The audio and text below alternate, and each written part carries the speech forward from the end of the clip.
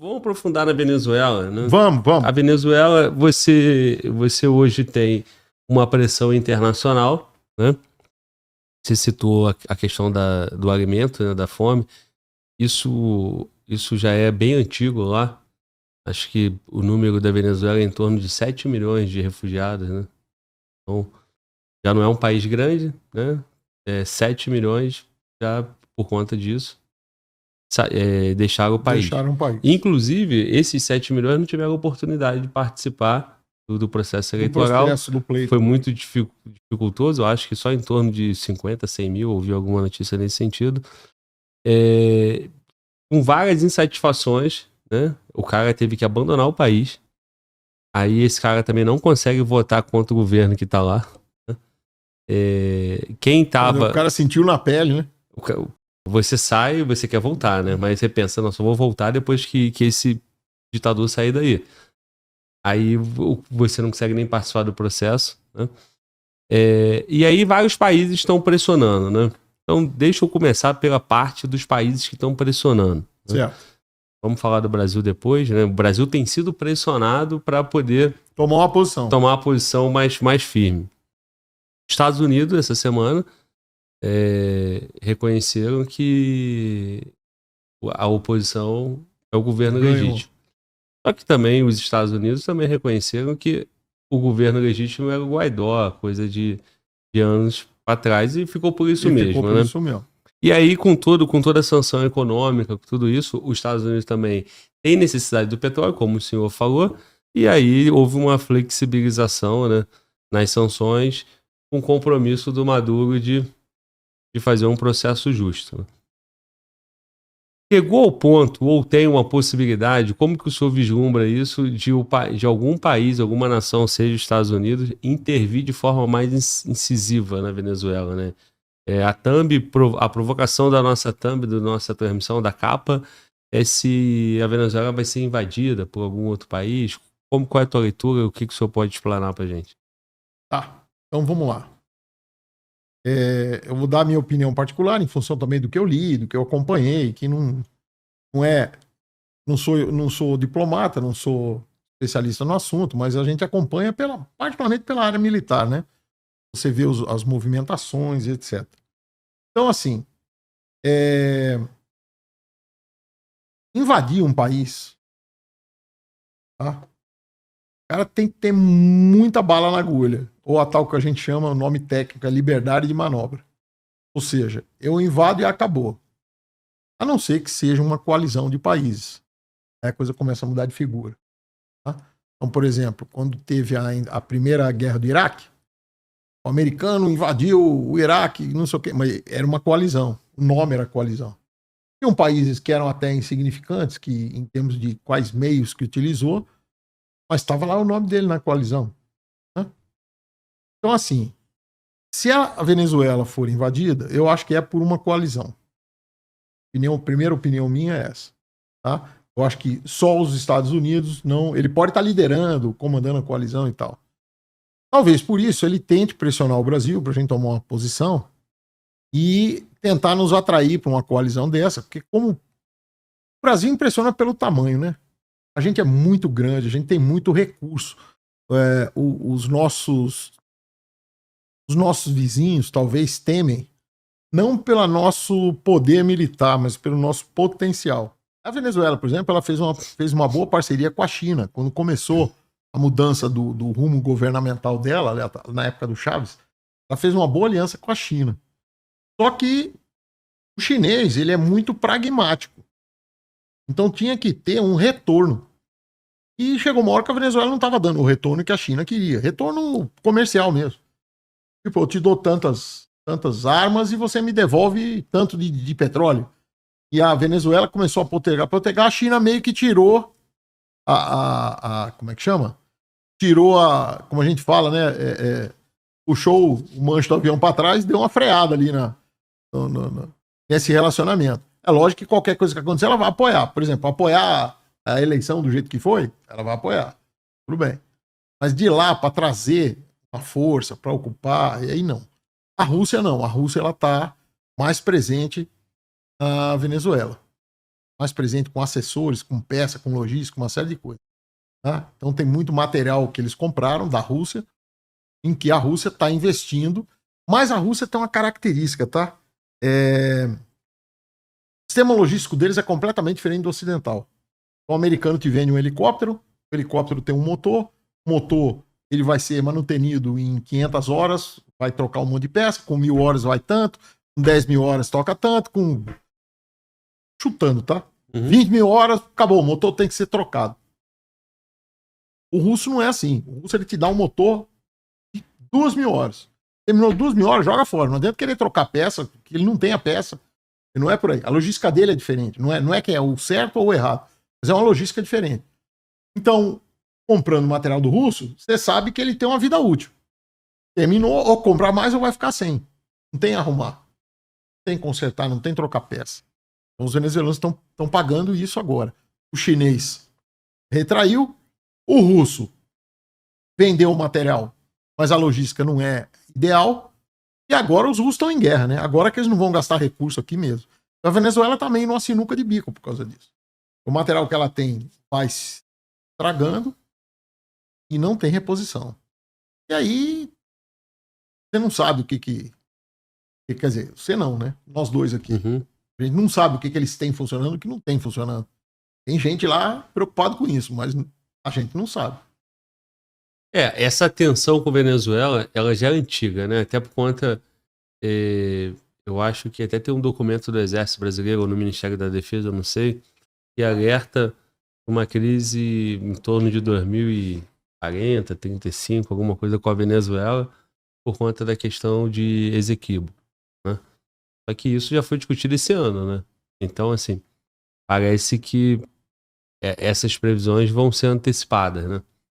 E aí, quando eu questionei aos convidados, né, os militares, generais, e aí, o Brasil, a Venezuela ameaça o Brasil? Todo mundo foi categórico de dizer que não.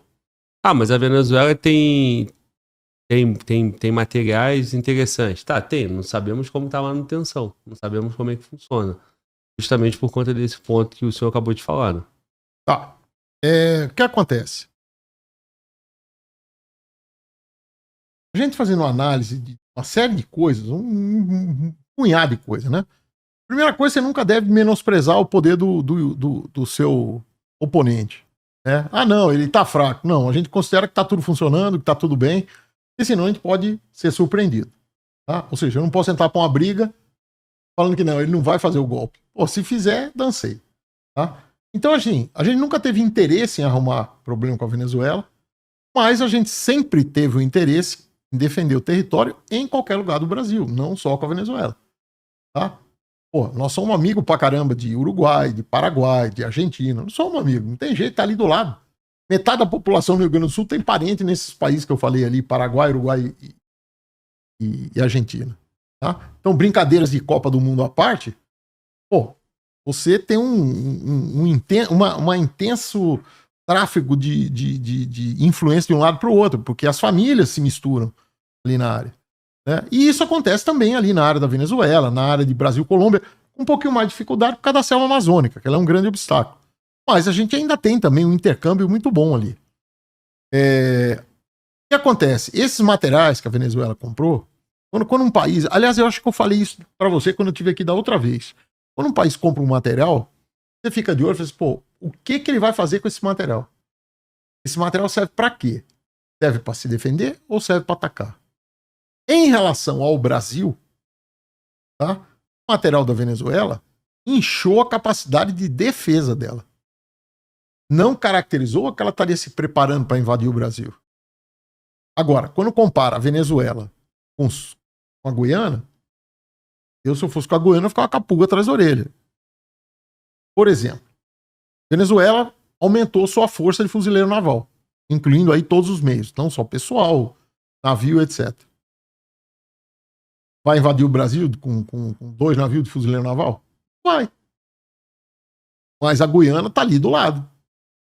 A área da Guiana pode ser propícia a um desembarque anfíbio em alguns locais. Aí tem que fazer uma série de estudos aí que a Marinha sempre faz com maestria. Então, assim, você tem que ver o teu oponente. A Venezuela comprou um monte de carro blindado. Mas o terreno fronteiriço com o Brasil não é favorável a um monte de carro blindado. Um funil. Ali em Pacarema é um funil. Ele pode vir com blindado por ali? Pode. Mas vai afunilar. E vai afunilar é aquela história do 300, que a gente vê. É estratégia de guerra antiga. Você coloca o inimigo numa área que ele não tem espaço para se desdobrar, você vai batendo aos poucos. Então, não seria inteligente de forma nenhuma pela Venezuela entrar por ali. Pode, mas não seria inteligente. Aí dependeria de apoio aéreo. Eles estão com apoio aéreo interessante, umas aeronaves interessantes, um Sukhoi.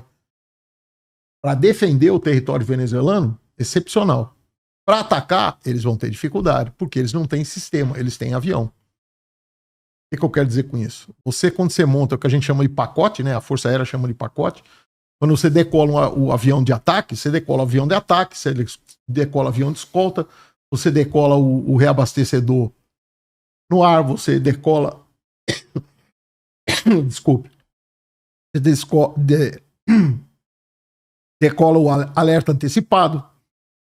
E uma série de aeronaves que vão dar apoio para aquele pacote fazer aquela missão e voltar. Não adianta você ter só avião, porque senão ele depende de tudo que está em terra. Uhum. Então, a Venezuela tem avião. Avião bom. Dá para se defender? Dá. Mas para atacar, a coisa é um pouquinho mais complicada. Então, assim, o material que a Venezuela comprou fortaleceu a defesa dela. Isso aí não incomoda o Brasil. Ah, mas incomoda a Guiana. Tudo bem, incomoda a Guiana. O que estava nos incomodando? É que no estudo do terreno, vamos dizer assim, que a gente chama, né? O que mais aparece é a facilidade do terreno brasileiro. É uma economia, assim, de um mês de combate entrando pelo Brasil. E o Brasil não vai deixar. Entendeu? Não vai deixar você invadir o seu território.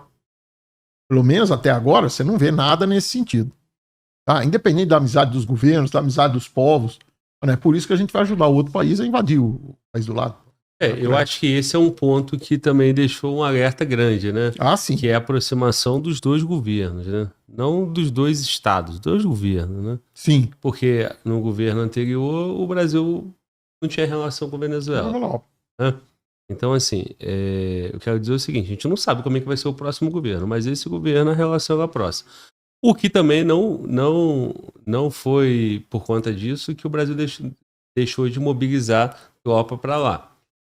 Hoje, como é que tá? A Venezuela conseguiria avançar e fazer uma investida pelo território brasileiro? Há um bom tempo atrás, a gente já tinha levantado que eles não... como eu disse para vocês, eles conseguem se defender bem, em termos de meios, você estudando meios apenas, né? O que eles têm do lado de lá? O que tem do lado de cá? Eles conseguiriam entrar no território brasileiro? Pode até ser que entrasse, mas não ia lograr êxito, porque a nossa resposta, como defesa também, seria muito forte. Tá? Seria muito forte, lógico. Assim, fronteira não se negocia. Tá? Tem negociação de fronteira. Aqui é Brasil, do outro lado é outro lado. Ponto. Isso de lá de cima do norte até o Rio Grande do Sul. Aqui é Brasil, ninguém entra.